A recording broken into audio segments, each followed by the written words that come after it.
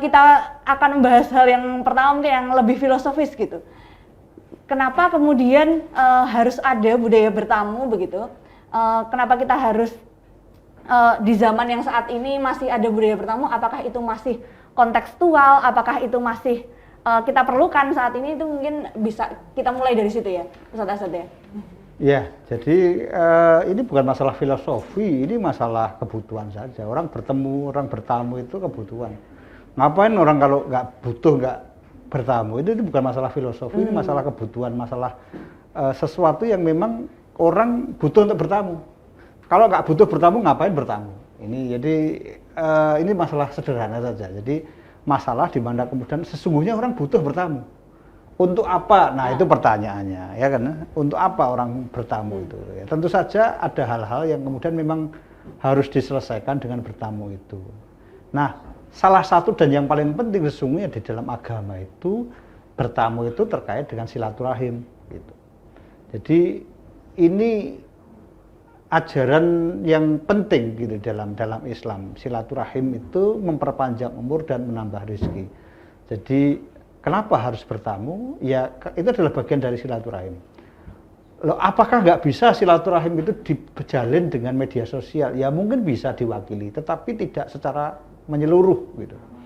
Ada hal-hal yang tidak bisa itu tersampaikan dalam bahasa teks, bahkan dalam bahasa suara gitu. Jadi kadangkala komunikasi media sosial menggunakan alat-alat itu sering kemudian terjebak dengan misalnya sesuatu yang mungkin klise gitu. Piye kabari, bagaimana kabarnya, baik. Masa jawab, wah kabarku elek banget kan nggak mungkin. Kabarku wah menyusahkan itu ya enggak, ya orang bertanya bagaimana kabarnya, alhamdulillah baik kayak gitu. Pertanyaan itu pertanyaan yang sedikit klise, tetapi ya itu kemudian sekali lagi bahwa memang teks atau bahkan suara saja sering tidak bisa mewakili sesungguhnya keadaan. Tetapi ketika kemudian bertemu secara langsung, maka kondisi orang yang ditamu itu juga akan kelihatan. Gak usah bertanya, oh sehat alhamdulillah, ketemu jenengan sehat, Anda sehat, semoga terus sehat. Semoga semangat, semoga rezekinya lancar dan sebagainya. Komunikasi dengan pertemuan yang langsung itu memang tetap tidak bisa sepenuhnya diwakili oleh komunikasi dengan media sosial. Artinya bahwa bertamu itu atau pertemuan langsung itu tetap sesuatu yang dibutuhkan. Nggak perlu filosofi yang sulit-sulit. Orang kalau bertemu itu ya sesuatu yang memang butuh orang bertemu. Ngapain kalau nggak butuh nggak bertemu. Nah kebutuhan itu lahir dari yaitu bahwa kemudian interaksi manusia secara sosial itu kebutuhan yang mendasar. Orang itu adalah manusia itu adalah makhluk sosial, di mana kebutuhan berkomunikasi baik secara langsung maupun tidak langsung itu tetap penting gitu. Nah terutama dengan hal yang langsung.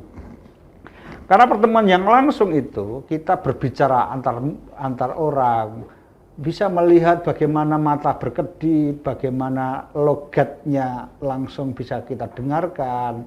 Kalau kemudian serak itu kemudian bisa kita rasakan keserakannya itu karena sakit atau karena sedang memendam amarah gitu kan. Ada kalau di media sosial kan atau kemudian di dalam teks itu kan nggak kelihatan marah, semua hurufnya kapital semua, dikira marah padahal kemudian ternyata keyboardnya yang rusak, itu kan tidak ketahuan. Tapi kalau kemudian kata dari lisan itu kan terasa kedengaran, suara orang marah itu yus gitu. Walaupun ada mengatakan ya memang logatnya orang Medan itu begitu, ngomongnya seperti orang marah, ya tetap walaupun semedan-medannya orang Medan, gimana? Semedan-medannya orang Medan itu ya kalau tetap ada perbedaan antara marah dan tidak marah. Walaupun kemudian dia seakan-akan membentak-bentak, itu tetap kelihatan marah dan tidak marah itu seperti apa. Orang semadura-maduranya orang Madura gitu. Itu ya kelihatan apakah dia marah atau tidak. Itu terasa. Ya tapi kalau ada orang yang kemudian nggak merasa ya bisa saja sih perasaannya dia nggak peka. Nah, saya ingin mengatakan bahwa pertemuan langsung itu penting dan tidak semua pertemuan ya langsung itu bisa digantikan dengan pertemuan-pertemuan di media sosial ini. Kira-kira begitu secara. Jadi ini masalah kebutuhan, bukan masalah filosofi, ini masalah kebutuhan. Gitu. Siap. Ada ini ya keterbatasan walaupun sudah semaju sekarang media-media ini belum bisa mewadahi mungkin seluruh ekspresi, seluruh hal-hal yang bisa dituangkan secara langsung begitu ya. Ya misalnya tetap kalau misalnya mau tanda tangan kontrak itu kan harus dengan pertemuan. Ya kemudian menanyakan kondisi keluarga barang itu kan. Ya bisa saja gitu, tapi nanti kemudian jawabannya sangat klise. Gimana kabar keluarga? Baik, gimana? Kemudian Ada yang sakit. iya, bahkan ada yang sakit gitu kan. Tapi kalau kemudian gimana kabar keluarga? Waduh, kondisi keluarga kami menderita dan sebagainya.